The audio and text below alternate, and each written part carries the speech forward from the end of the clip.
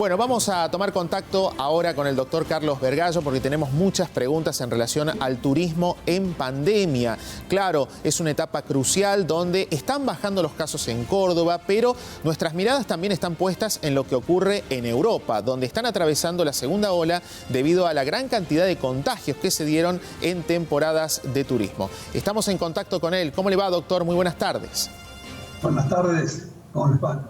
Bueno, doctor, primero, ¿qué valoración podemos hacer en este momento haciendo un recorte de la situación de la pandemia aquí en Córdoba, la habilitación del turismo interno? A su criterio, ¿está correcto, es incorrecto? ¿Deberíamos haber esperado un poco más, un poco antes?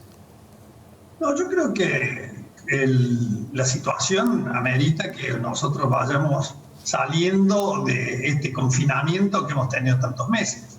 La cantidad de casos son muy pocos en este momento. La curva o el pico lo hizo entre octubre y noviembre, y en noviembre, mitad de noviembre, empezó a disminuir hasta tener, como ustedes ven, una tercera parte casi, con muy pocos casos en la provincia de Córdoba. Eso amerita y habilita que uno pueda hacer de liberar algunas restricciones que antes uno tenía. Pero lo que uno tiene que tener presente es que esto no habilita a la libertad absoluta y total de olvidarse de los parámetros tan sencillos para acordarse del uso del barbijo, la toma de la distancia, lavarse las manos. Es decir, que en este momento es nuestra protección y la protección de los otros, y es la vacuna que tenemos para que no se produzca la enfermedad. Porque el virus circula, sigue circulando en este momento. Hay casos.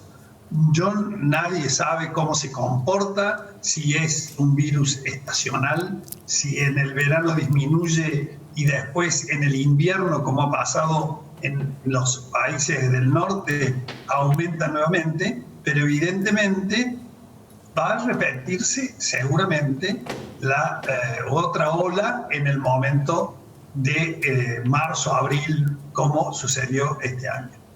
Ya nosotros tenemos la ventaja de ver lo que pasa en el hemisferio norte.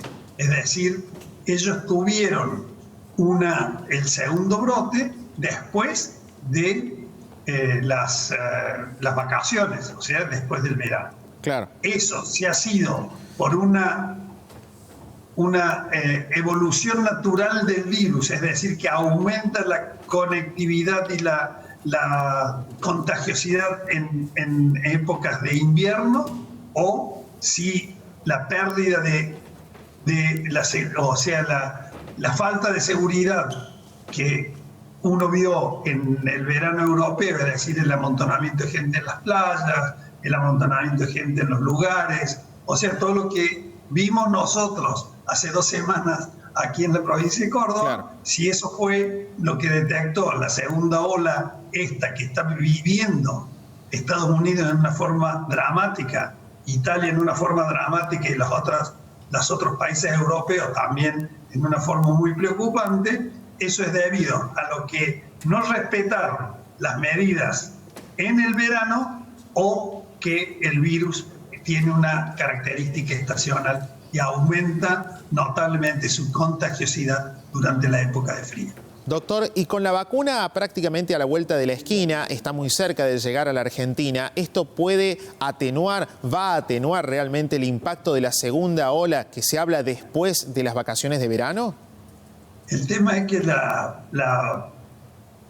vuelta de la esquina no sea muy larga, las cuadras que estamos caminando, porque uno tiene que plantear que todos dicen ahora fines de diciembre, enero. Bueno, ahí están mostrando la vacuna de Pfizer. Pfizer ya ha planteado que, tiene un problema de frío, o sea que es muy difícil que la vacuna sea la primera vacuna en la Argentina. La primera vacuna aparentemente es la Sputnik, la vacuna rusa. No sé cuántas son las dosis que se traen, no sé qué cantidad de personas pueden vacunarse, uno tiene que tener presente que Rusia tampoco ha vacunado a toda su población durante todo este tiempo. Recién ha vacunado, no llega a 100.000 habitantes. Es decir, la producción, bueno, puede llegar, pero nosotros, por lo menos yo, no conozco cuándo llega ni cuándo se empieza a vacunar. Todos están haciendo los preparativos. El gobierno nacional ha dicho que a fines de año o principios de enero, pero yo no tengo esa información. De todas maneras, la primera dosis no previene, no va a prevenir la enfermedad totalmente. O sea, no le da una inmunidad total a la cantidad de gente que se vacuna. La primera dosis si es en enero, la segunda será en febrero. Entonces, en ese momento puede tener anticuerpos, pero además, todos los expertos plantean que, como sucede con la vacuna de la gripe, no da una inmunidad total que le previene la enfermedad. Lo que sí va a conseguir esos anticuerpos, seguramente o con toda seguridad, es que, como cuando se vacuna contra la gripe, va a disminuir el efecto de la enfermedad, es decir, la gravedad de la enfermedad. Y el efecto de la enfermedad más importante es, al disminuir esa gravedad, es la disminución de pacientes internados. Es decir, pacientes que pueden pasar a ser asintomáticos, claro, o pacientes que tienen una infección leve, pero que no va a tener inmunidad. Es decir, nosotros no tenemos que plantear de que enero, febrero y quizás marzo no tengamos, que vamos a tener inmunidad de mucha gente por la vacuna. Nosotros debemos seguir pensando que la única forma de controlar el brote, el segundo brote o la segunda ola, o que si esta es una ola y hay un brote, segundo brote, es cuidándonos como nos estamos cuidando, con esas medidas, el uso del barbijo, estar en la distancia, guardar distancia, lavarse las manos y tratar de no estar en contacto en lugares cerrados con mucha gente.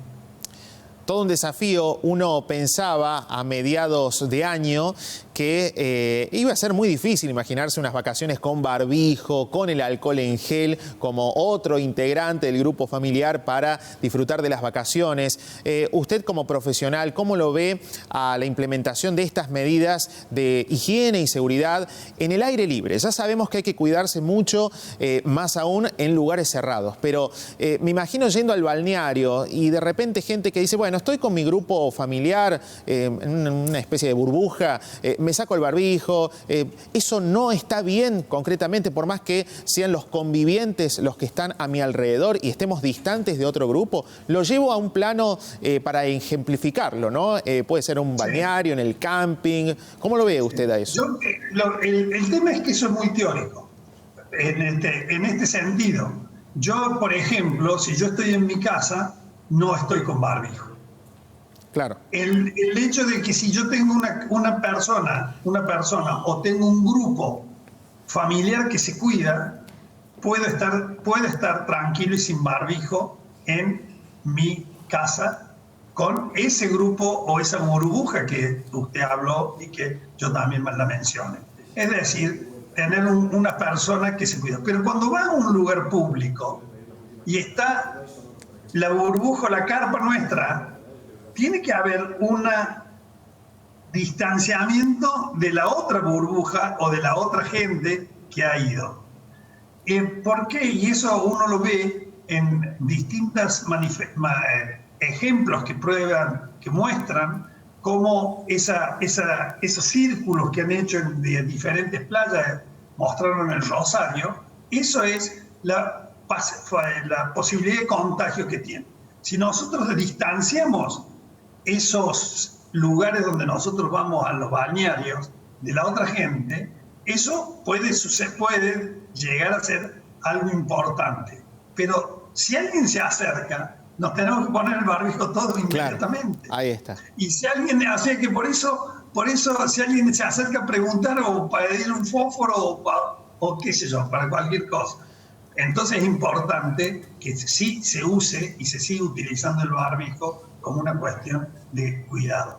La otra cosa es que Bueno, en esos lugares, si uno no pone un límite a la cantidad de gente, va a ser imposible, por supuesto, poner a buscar o mantener el distanciamiento. Por supuesto, doctor. Muchísimas gracias, doctor Carlos Vergallo, por este contacto con Telefe Noticias Córdoba. Bueno, gracias a ustedes por la invitación. Por favor, Un abrazo. Continuamos.